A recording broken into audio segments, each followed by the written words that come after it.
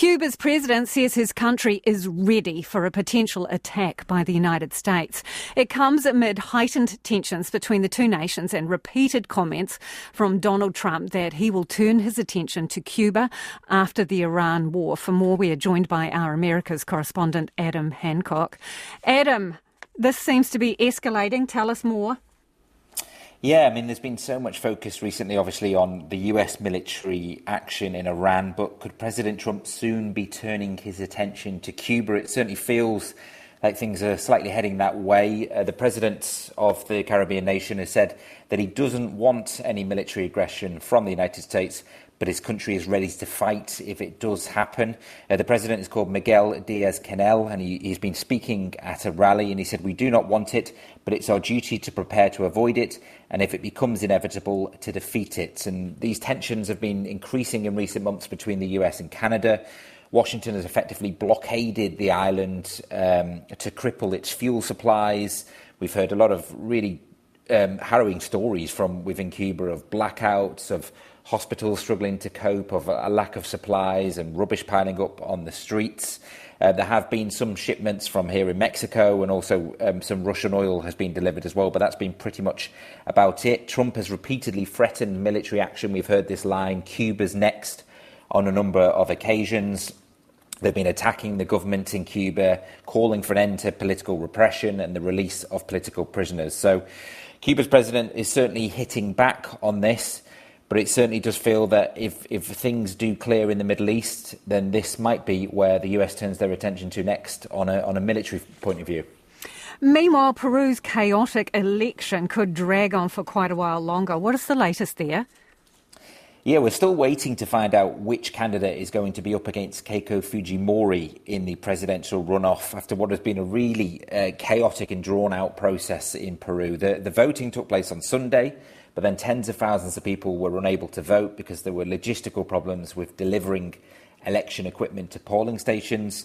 That's delayed the vote counting. Now we understand that about 90% of ballots have been counted.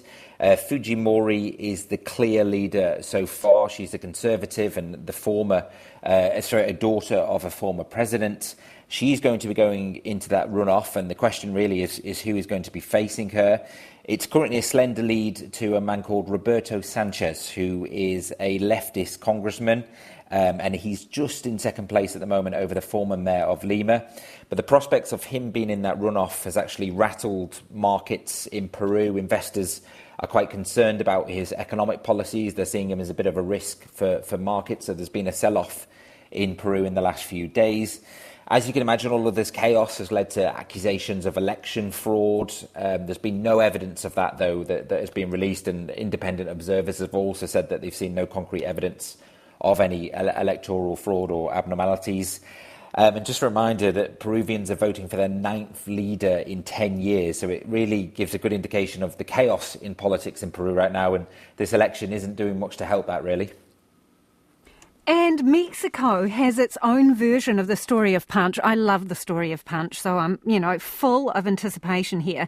Punch was the Japanese monkey who was famously abandoned by his mum and grew very attached to a stuffed toy, and I followed every one of his moves on social media. So what have you got for me, Adam? Yeah, well, I wish actually there was a way to invent me being able to show your listeners this monkey, because it is so cute. It's hard to describe how cute it is, but it is very, very cute. The Mexican version of Punch is called Yuji. He's only 6 weeks old, and he is taken to clinging to a stuffed toy dog, which just adds to it being even cuter, really. Unfortunately, Yuji's mother rejected him. So now this stuffed dog even is effectively acting as a surrogate. For those that don't know about Punch, it was a Japanese macaw that went viral on social media because it grew up clinging to a stuffed orangutan. Punch's mother also rejecting as well. So they share a lot in common, Punch and Yuji.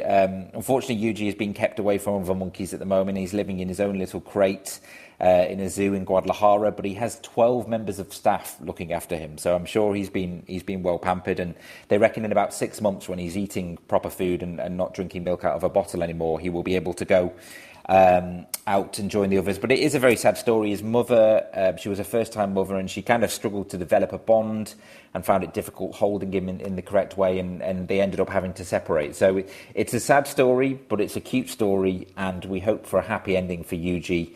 And maybe he'll go viral on social media as well and could become an influencer. So plenty to look forward to for him. Well, I'm going to go find him. I want to have a look. Thank you, Adam.